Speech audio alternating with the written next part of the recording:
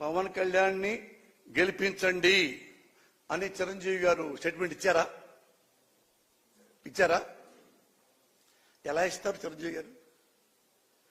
చిరంజీవి గారు ప్రజలంటే ఆయనకి లెక్కలేదు కదా, ప్రజలంటే ఆయనకి చాలా చీప్ ఒపీనియన్ కదా, వాళ్ళేం బిగుతారులే మన్ని అని కదా.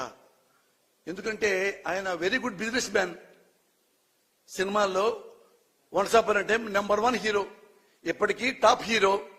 ఇతను మనకి సేవ చేద్దామని చెప్పేసి ప్రజారాజ్యం పార్టీ పెట్టాడు. మీకు చెప్పక్కర్లా. ఆయనకి 18 ఎమ్మెల్యేలు వచ్చినాయి. ఎవడన్నా 18 ఎమ్మెల్యే సీట్లు వస్తే ఆ 18 మందిని తీసుకొని అసెంబ్లీలో కూర్చొని ఆంధ్రదేశంలో ఈ ప్రాబ్లమ్స్ ఉన్నాయి, సాల్వ్ చేయండి, ఈ కష్టాలు ఉన్నాయి, సాల్వ్ చేయండి అని ఎప్పుడైనా ఒక్కరోజు అన్నాడా? అది ఆయన ఆ 18 మందితో కూర్చొని ఉంటే ప్రజలంత గొప్పగా నమ్మేవాళ్ళు. ఇంతకంటే ఇంకా గొప్పగా చెప్తాం మీకు. భారతదేశంలో బీజేపీ పార్టీ పెట్టారు. పెట్టి వాళ్ళు దేశమంతా తిరిగారు. 2 ఎంపీలే అయినాయి. 2. ఒకటి ఆంధ్రప్రదేశ్లో ఉంది, తెలంగాణలో, ఒకటి ఇక్కడ యూపీలో ఉందనుకుంటా. 2 ఎంపీలు అయ్యారు. అరే ఇద్దరే, ఇంత భారతదేశంలో 2 ఎంపీలు మన దగ్గర వచ్చినారా? మిగతా ఎప్పుడు రావాలి, ఎందులే మనకని చెప్పి బీజేపీ పార్టీని మూసుకొని ఎవరి దారి ఇంటికి వెళ్ళిపోతే ఈ రోజు ప్రపంచంలో అత్యుత్తమైన శక్తి ఉన్న పార్టీ బీజేపీ అయ్యేది కాదు. ఎందుకు 2 ఎంపీలు ఉన్నా కానీ మళ్ళీ భారతదేశం మొత్తం తిరిగి అధికారంలోకి వచ్చింది?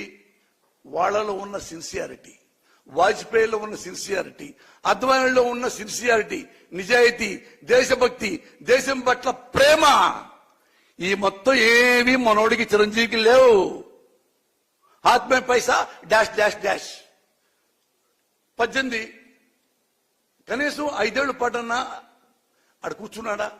ప్రతిపక్ష స్థానంలో కూర్చుంటే ఆయన కూడా నెక్స్ట్ మళ్ళీ వచ్చేయి కదా. అంటే ఇది బిజినెస్ అన్నమాట చిరంజీవి గారికి.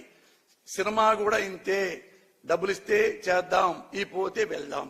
ఇక్కడంతే, ప్రజలు మనకి ముఖ్యమంత్రి అయితే ఆ సీట్లో కూర్చుందాం, ఎంజాయ్ చేద్దాం, ఓట్లు అయిపోతే వెళ్ళిపోదాం. మనకెందుకు 5 ఏళ్ళు ఖాళీగా ఉంటాం? 5 ఏళ్ళు బోరు పద్దాక.